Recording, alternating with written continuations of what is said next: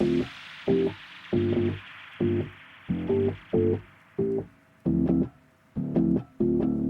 to the Happier Life Project, the official podcast from the award-winning mental health and wellness app, My Possible Self. Hosted by broadcaster and journalist Gabby Sanderson. Hello, I'm Gabby. Welcome to the podcast. Today, we're diving into a very big topic, one that touches so many of us, whether we talk about it openly or not. Trauma. Trauma isn't one size fits all. It exists on a spectrum, from quiet emotional wounds to experiences that reshape an entire life. Living through it is horrendous enough, but the idea of revisiting or reliving it can feel even more overwhelming and terrifying. If you've ever felt that weight, you're not alone. That's why today, and not just today actually, because we're carrying it through to Friday's bonus episode, we're opening up the conversation about how trauma shows up in our lives, and importantly, how we can begin to navigate healing in ways that feel safe and supportive. And we're going to explore this with a wonderful guest who is a wealth of knowledge and has just written a book all about it. Dr. Aimie Apigian is a double board certified physician in Preventive and Addiction Medicine and founder of the Mind Body Biology Institute, which revolutionised trauma healing by revealing how our cells, not just our minds, store trauma. And so excitingly, if you're listening to this episode on the day of its release, September 23rd, Dr. Aimie's brand new book, The Biology of Trauma, with the foreword written by none other than the Gabor Maté, is out today.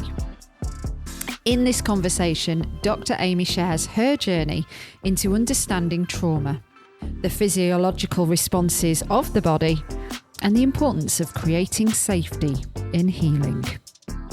We talk about the critical differences between stress and trauma, emphasising the long-term health impacts of unresolved trauma. We also talk about why time does not heal trauma and can worsen the effects, the challenges of numbing and self-protection, and actionable steps for personal healing. There's absolutely loads more, so much so that make sure you tune in on Friday for our bonus episode with extra content from the interview with Dr. Aimie, talking about navigating relationships and trauma. But for now, I've yabbered on quite enough. Dr. Aimie is an incredible force of knowledge, as you're about to find out. Ready to find a healthier, happier you? Let's get into it.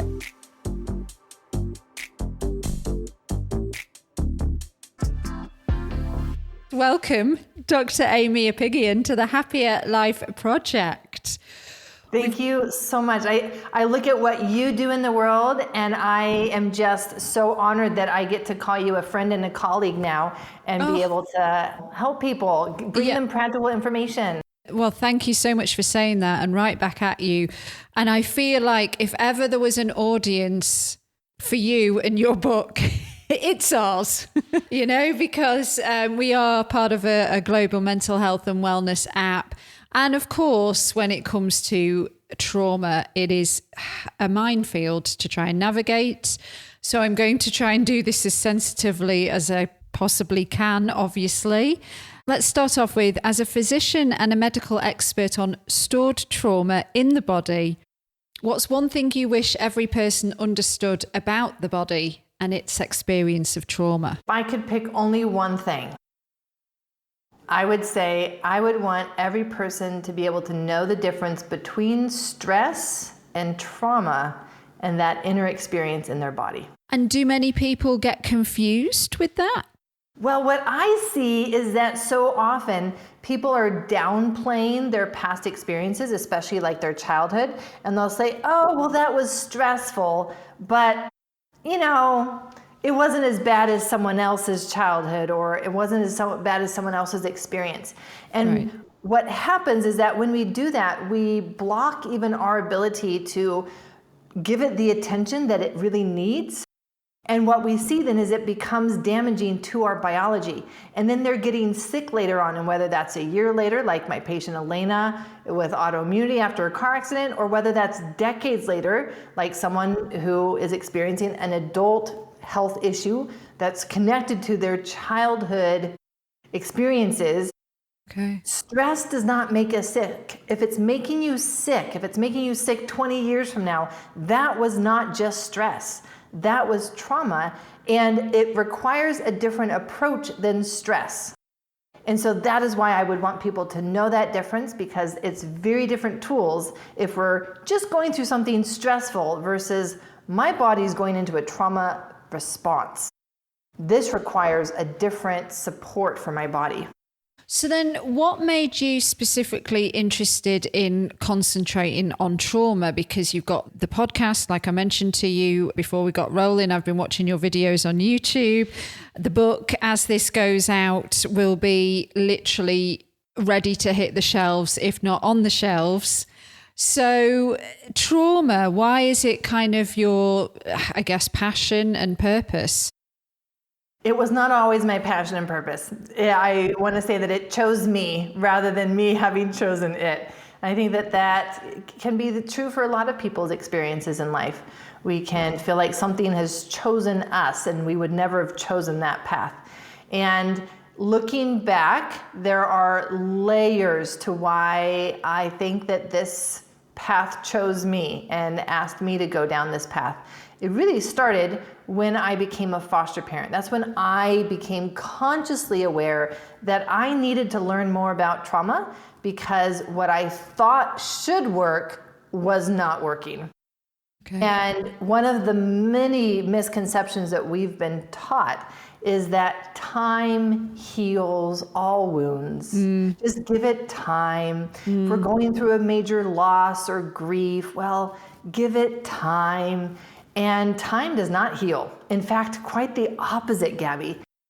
What we're seeing is that when the body experiences an overwhelming experience, to that degree overwhelming that it's classified as a trauma response, it creates damage at the DNA and cellular level.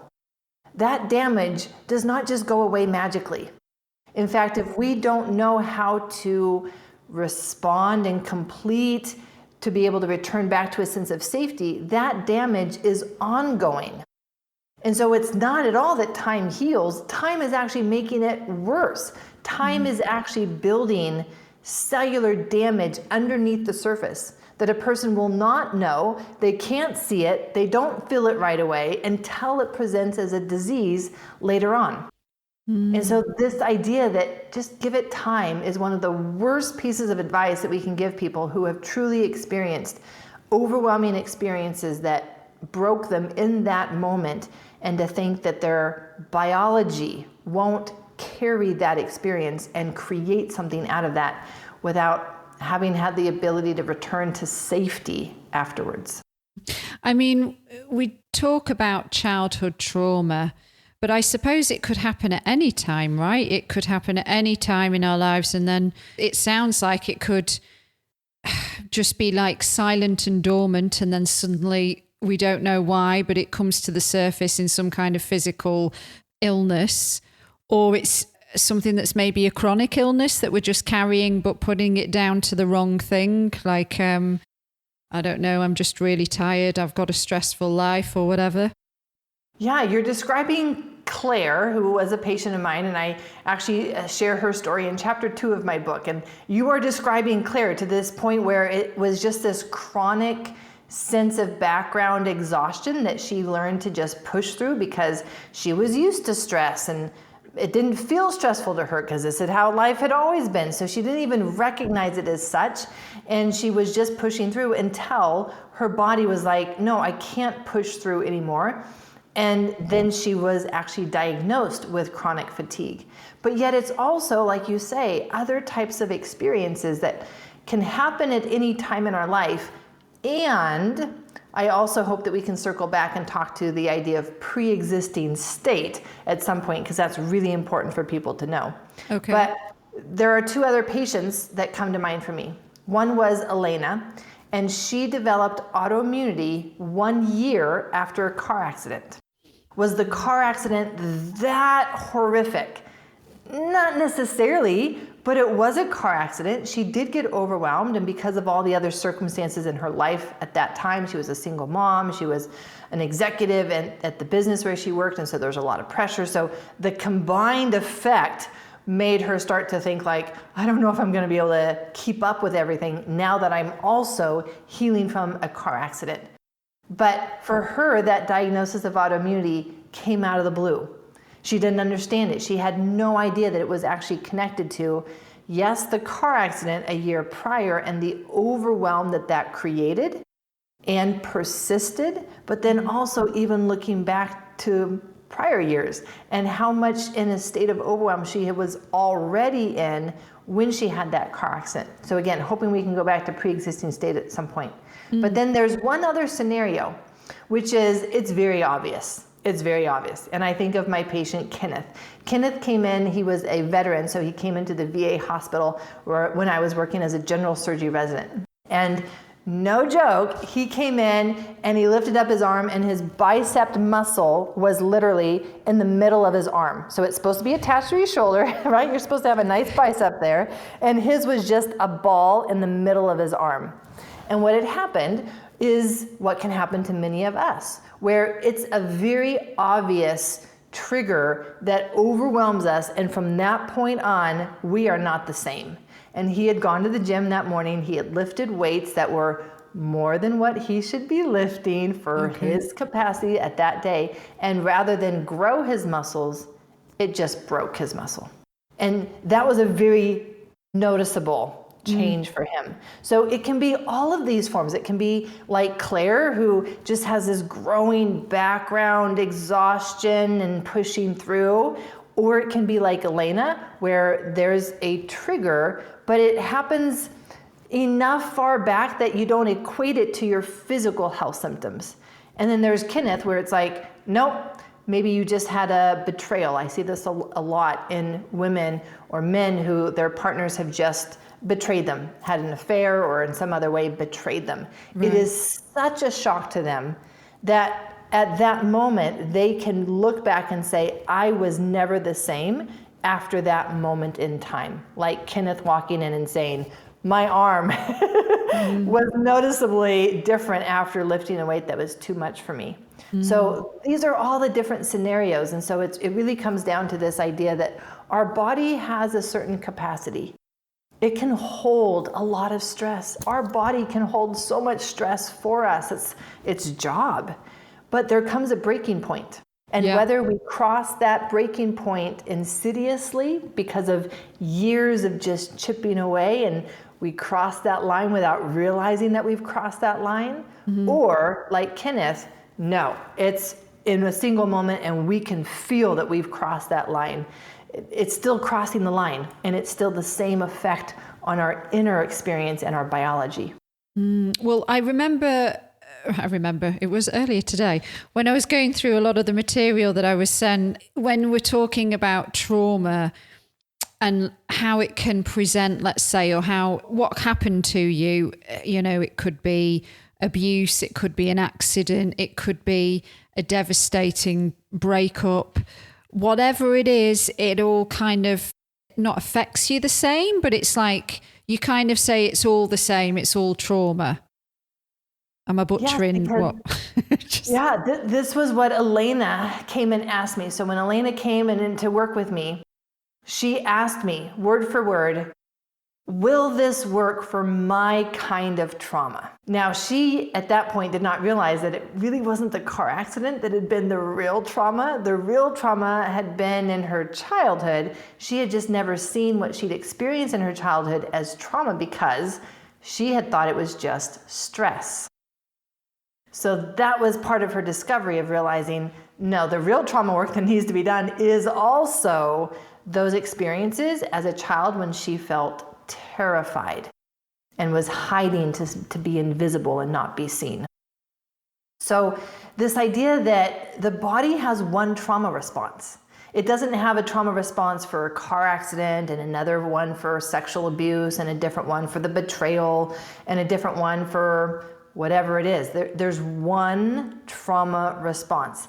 And that's actually how I decided to open my book, was just, here it is. Here is the manual to your nervous system. These are the 5 physiological steps that your body takes every single time when it goes into a trauma response. If it doesn't take these 5 steps, it was not a trauma, because it wasn't a trauma response.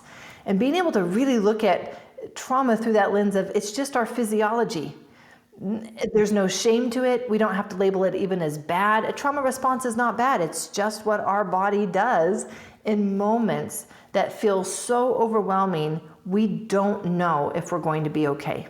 A trauma response is just our body's way of surviving what feels unsurvivable. Right. Do you mind sharing those 5 areas? Of course. Steps. Yeah, why leave people hanging? Exactly.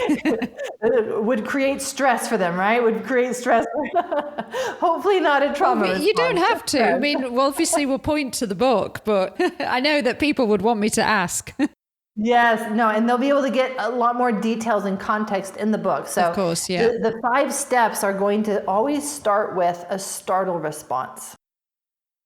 And the startle response is actually the first release of a stress hormone. It's called noradrenaline. It's not adrenaline, it's the cousin to adrenaline. And noradrenaline is pre-made. It's already packaged and it's already in our tissues. It's just waiting for the signal to release, which is why a startle response is our sympathetic nervous system, that chain of nerves that runs down our spine, and it sends that message to our tissues to say, okay, release that noradrenaline, and it's released, and it's so fast. I mean, the sympathetic nervous system is like a bullet train. It is so fast that is why we can jump and startle before we even realize that we've jumped or startled. It's not until after we've startled. I think, can this manifest as feeling like butterflies in your stomach? Because this is, I'm kind of relating to like that kind of, or not queasy, but you know, your tummy going flip-floppy. Yes. So the startle response, I would want people to think of it as the first moment that you sensed that something might be wrong. And it doesn't last very long, because our body is designed to feel that something is wrong and then be able to figure out if something is really wrong. Because if something is really wrong, we need to do something about it. If something is not wrong, well, then we need to relax. Either way, we need to figure it out. So in terms of our physiology, we only really have about 15 seconds of that moment, of that window of time for us to figure out, is this thing that startled me a real problem? For example, if we see someone walking down the sidewalk towards us, and we just get that sense, something's not right here, either in how they're walking, what they look like, what they're carrying, something is just out of place. We can't necessarily put our finger on it, but our nervous system has picked up something that says, I don't know, something might be wrong. We don't know yet, but that's the whole point of the startle response, is we need to figure it out, but we've sensed that something might be wrong. I remember one of the experiences that ended up being a trauma for me, and I woke up in the middle of the night and I could sense that somebody was there. It was so dark, I couldn't see anything. It was raining cats and dogs, and it was a tin roof, so there was so much noise that I couldn't hear anything, but you just have that sense. Yeah. And this is actually a really important moment, because for many people, we have been so wired that everything is a problem, everything is dangerous, that when we have a startle response, it's like a train has left the station and there's no bringing it back. There's no ability for us to say, oh, no, that actually wasn't a real problem. My bad. Or if our, kid jumps out of the corner and scares us, like our nervous system just sends us all the way into high stress when we don't need to, just because it's been programmed that that's how it responds. But a healthy nervous system who has had lots of practice with being startled and returning to safety will be able to be startled, be able to move into that inner physiology of hypervigilance, where all of our senses are now super tuned in to figuring out, is this a real problem? Even our middle bone in our ears changes position to better hear what's going on. Our eyes, our pupils change shape so that we can better see what's going on. Like our whole physiology changes to become hypervigilant, which is what we want in a startle response, because we need to figure it out. We've got 15 seconds to figure it out. After 15 seconds, if we still haven't figured it out, well, that is a problem. If there's a potential problem and we don't know yet if it's not a real problem, well, then that has just become a real problem. Okay. And now our physiology is moving, I call it escalating, right? It's like it's taking up that startle response and it's escalating it to the next level of survival response, which is now the stress response. So that's step number 2. Step number 1, startle. Step number 2, stress. The stress response is driven by adrenaline. And this is where we become superhuman, which is why people can become adrenaline junkies. We like the feeling of adrenaline. It puts us into that stress response where we are really focused. We are thinking fast and clear. We're problem solving. Our muscles feel strong because adrenaline is shunting all of our blood away from our gut and to our muscles and our brain. Why? Because we need to be able to problem solve very quickly, and we need to be able to run or fight, and we need to be at our best. We need to be at our strongest. That's what adrenaline does for us. So that is the stress response. And we are going to stay in that stress physiology until we either overcome the problem, and then it's like, whew, I'm done. I was successful. Or we realize that no matter what we do, it won't make a difference. We won't win. We can't win this one. And even as I say that, like I notice my own inner energy and it just, it deflates. I saw, yeah. That's exactly what happens in the trauma response. We go from high energy, I'm gonna do this, I'm gonna give it my best, I'm gonna do everything that I can. We go from that high energy to, I'm not enough. I'm not strong enough. I'm not smart enough. There's nothing that I can do that would make a difference. There's nothing I can do that will make this awful thing that's happening to stop. And when that happens, we cross that line. That is now no longer a stress response. So that moment, I call it hitting the wall. That is step number 3, hitting the wall, which is where you've gone full on and it's like you've hit the wall and there's nothing that you can do at this point. When that happens, our body quickly moves into the next step, which is the freeze. Many people have heard about the freeze. Oh, yes. Many people have thought that the freeze is similar to fight or flight, and they've even said it like fight, flight, or freeze, as if it's all the same thing. It is not the same thing. Fight or flight is part of stress. You hit the wall and then you freeze. Because say we're running from a dog and we're in an alley and there's the only way down the street. You hit that wall. Now you can't outrun the dog. And you freeze in that moment of realizing that you're trapped. You're powerless. You freeze. And that's what our body does. So internally, we now have the experience where our body, it's like it just had the gas pedal on all the way, and now it throws on that emergency brake. So we have high panic, and we freeze. So the freeze moment is this full inhalation, and it's the highest moment of panic as we realize the situation that we're in, that this awful thing is happening, and we can't make it stop. There's nothing else that we can do. That moment in our physiology is unsustainable. And so the freeze can only last so long. and not more than a few seconds. At which point our body moves into the last step, which is now the full-on trauma response, which is the shutdown. And if we're going to throw on that emergency brake, it makes no point to also still have the gas pedal on. So now our body takes the foot off the gas pedal, and now there's just the emergency brake. And our body kind of puts its foot on the regular brake, so we have the regular brake on and the emergency brake on. And that's where we sit. And it feels heavy, it feels hopeless, we feel ashamed. That's where shame is. Shame is in that trauma physiology. And all of our energy feels like it has just left us.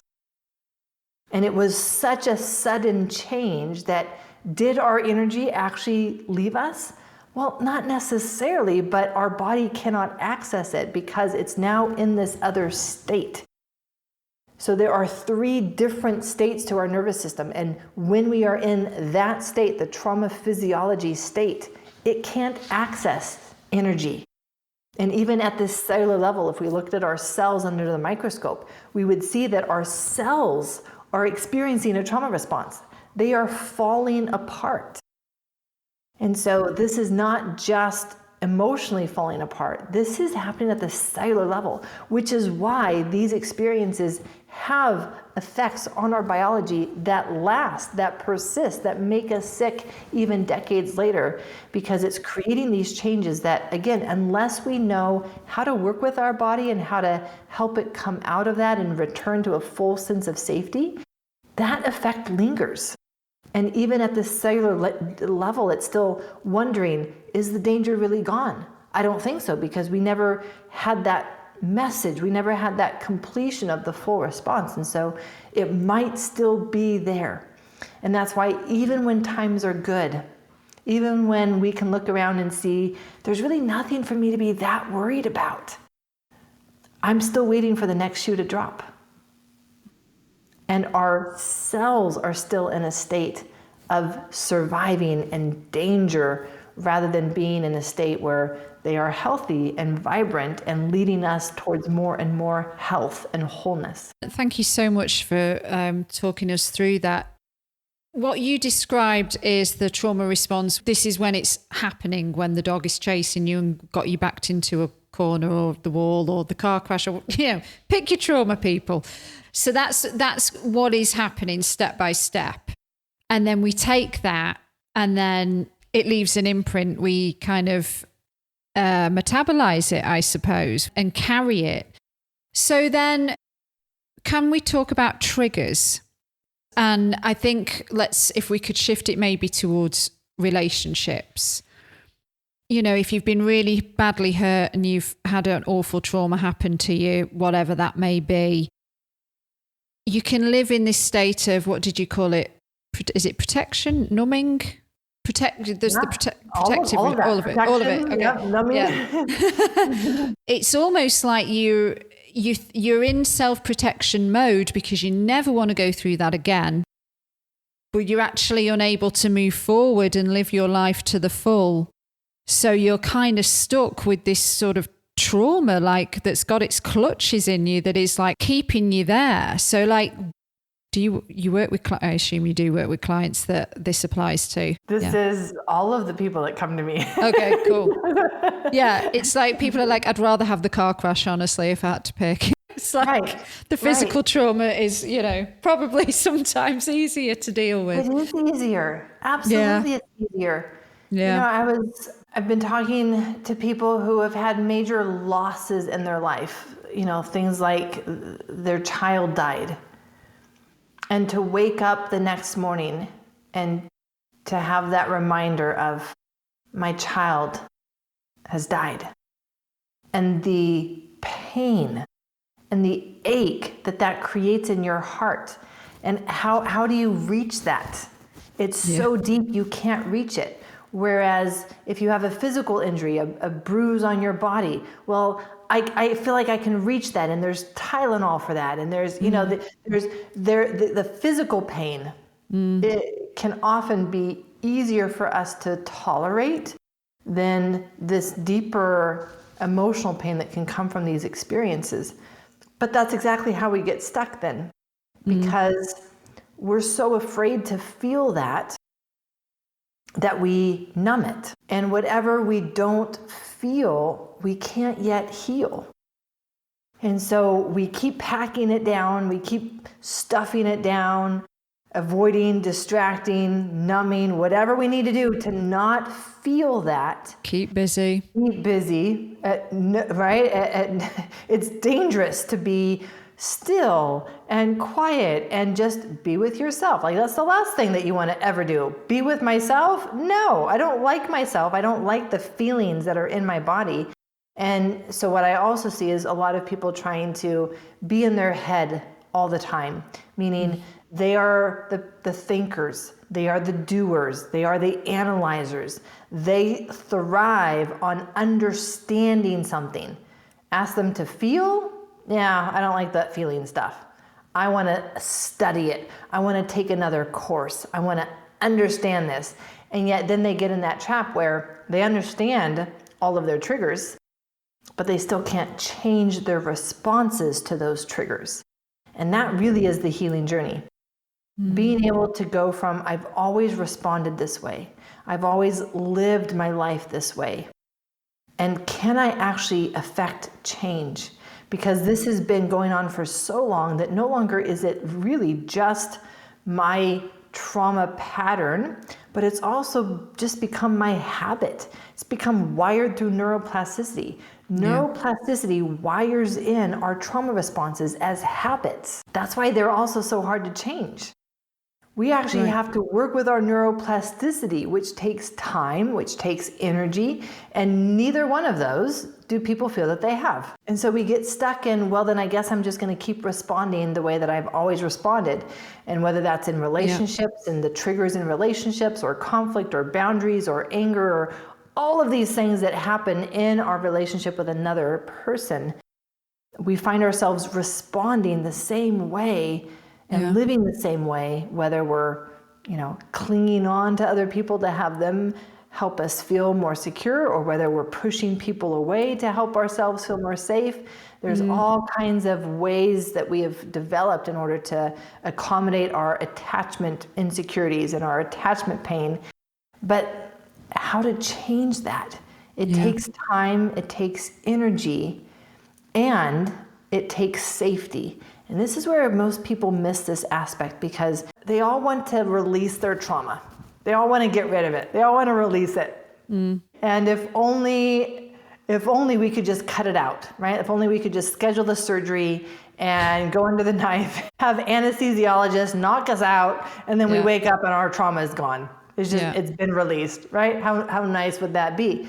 But the idea is that in order to release it, we need to open up, just like a surgery. If I'm going to relieve you of your appendicitis, I need to open things up to be able to remove it. The terror, I think, for anybody listening right now that has some kind, and it's probably most people have got some kind of trauma, that they're relating to this and they're like, oh God, she's describing me, this is me. But then there's the overwhelming fear that keeps you stuck of opening up Pandora's box, right? So I think for many people can convince themselves, actually, I'm happy as I am, Happy enough. I'm happy enough. Yeah. Because I got through that terrible time. So I'm still here and that's good enough, It can't be as bad as it was. And so I'll just not open up my heart. I'll keep people at arm's length. I won't let anybody in. What do you say to those people? I mean, you're describing who I used to be.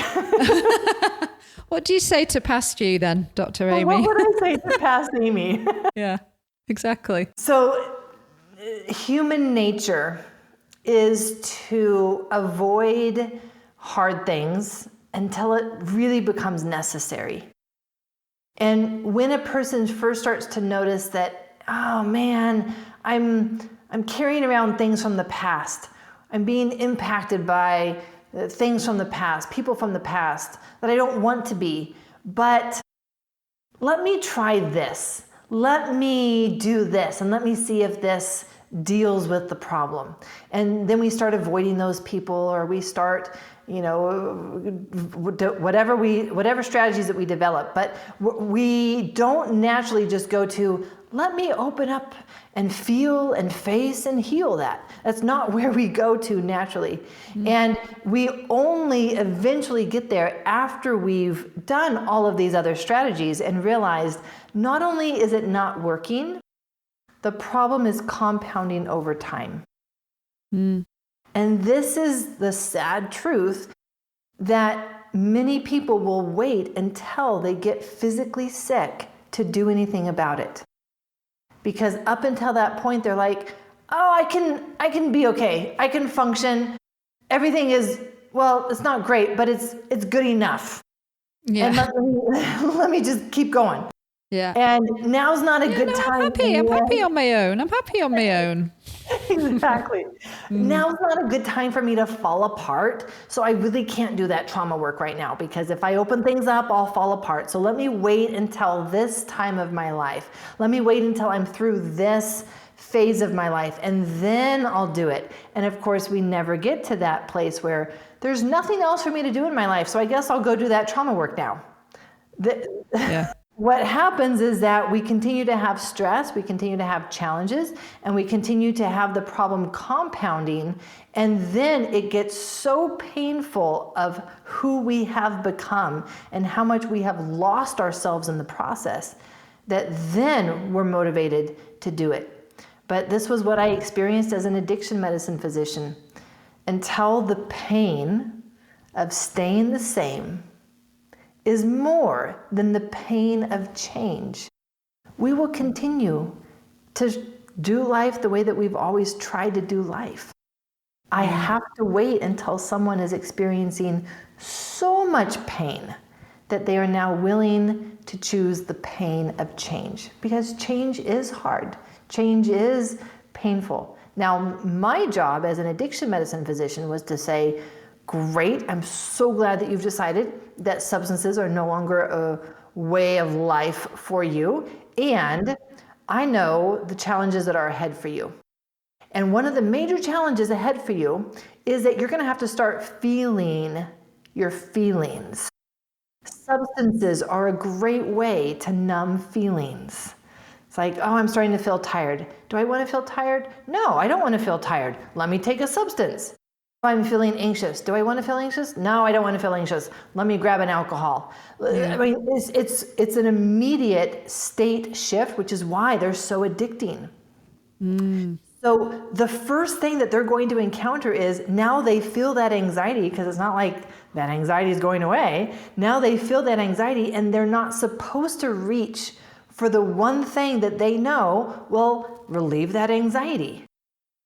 What do they do instead? Do they just sit with that anxiety? Do they just allow themselves to feel that anxiety? No, that's terrifying. Yeah. If they could, they would have before they started using a substance.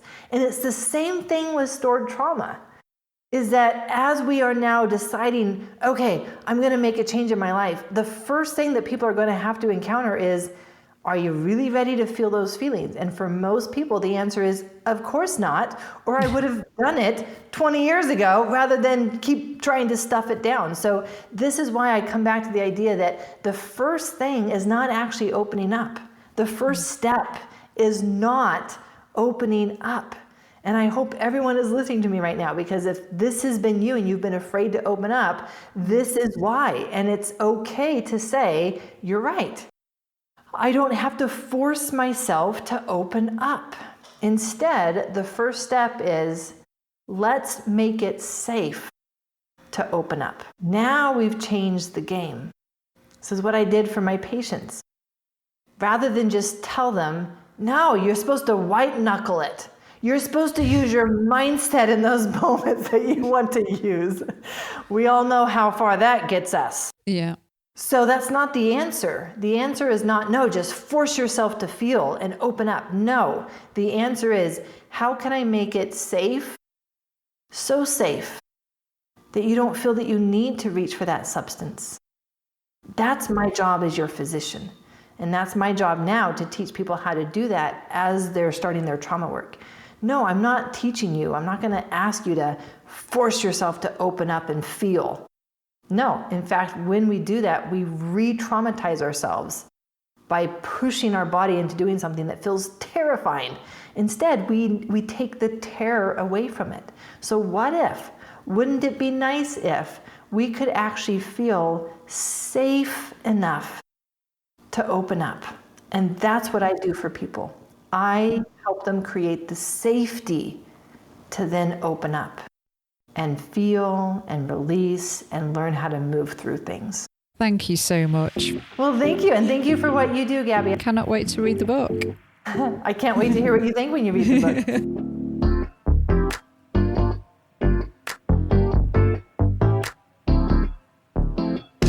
It's Gabby back with you. We're going to pause right there for today. Thank you again, Dr. Aimie. And thank you to you, my friend, for listening to this episode of the Happier Life Project. Please do come back again on Friday for our bonus episode where we'll be picking up where we left off today.